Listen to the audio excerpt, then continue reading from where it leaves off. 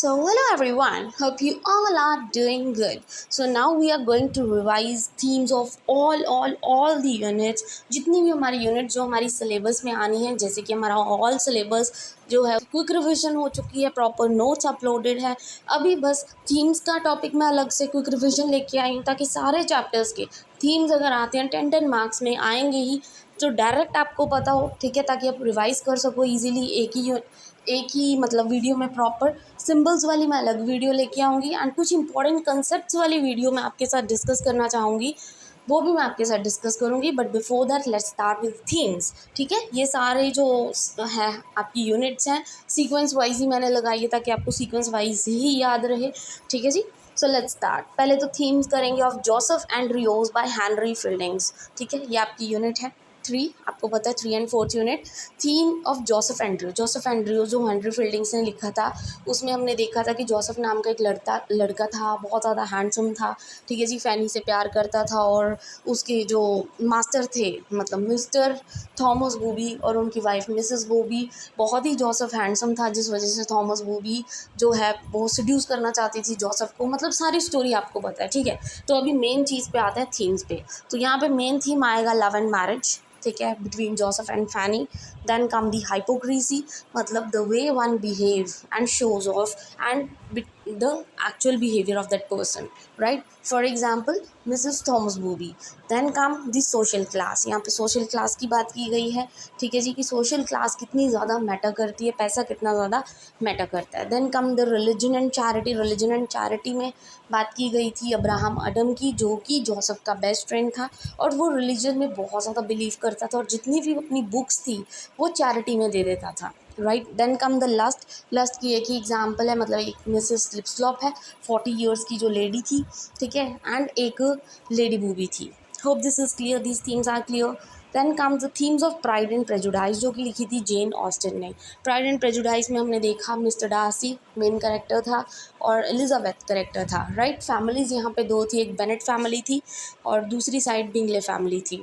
तो हमने यहाँ पे देखा प्राइड की बात, ठीक है, प्राइड फुल ऑफ प्राइड कौन था, मिस्टर डार्सी था।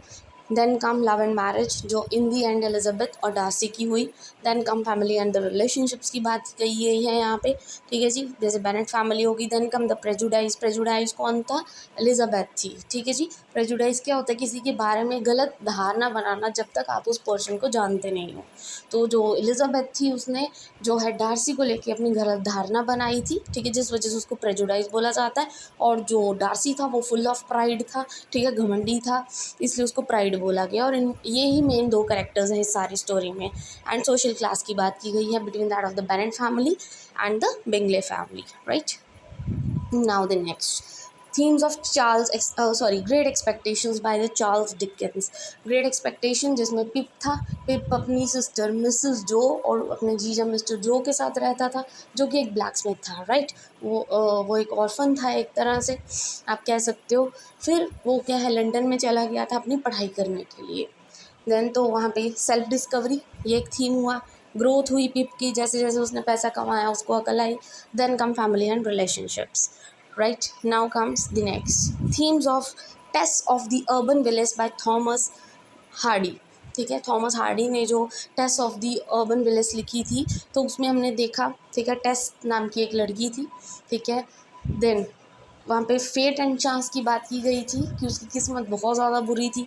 इनइक्वालिटी की बात की गई है कि कैसे मेंस और वुमेंस में क्या है इक्वालिटी नहीं थी, तो विक्टोरियन पीरियड में लिखा गया था ये, ठीक है। जेंडर और ऑब्सेशन की बात की गई है कि जो एक लड़का था जिसके पास बहुत ज़्यादा पैसा था, एलेक नाम था उसका, ठीक है, उसने मतलब एक तरह से रेप करने की कोशिश की थी टेस की, ठीक है। और एंजल टेस का हस्बैंड था जिसने इन द एंड टेस को वापस बुला लिया था अपने पास। और जो टेस थी, टेस ने जो एलेक का मर्डर कर दिया था, राइट।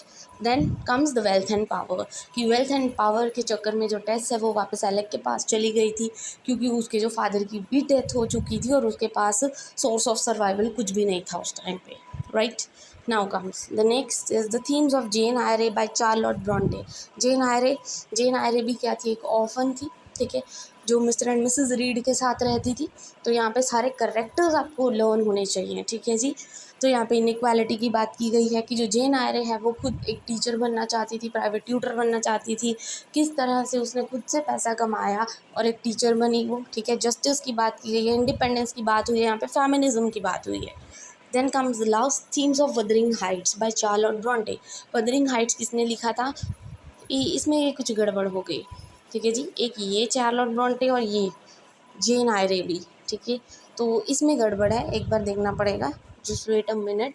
क्योंकि जो ये वुदरिंग हाइट्स थी, वदरिंग हाइट्स लिखी थी जेन आयरे जो लिखी गई थी वो तो चार्लोट ब्रॉन्टे ने ही लिखी थी, बट जो वुदरिंग हाइट्स है वो एलिजाबेथ ब्रॉन्टे ने लिखी, यहाँ पे ध्यान रखना। एमिली ब्रॉन्टे ने लिखी थी, ये दोनों ब्रॉन्टे थे तो आई गॉट कन्फ्यूज है।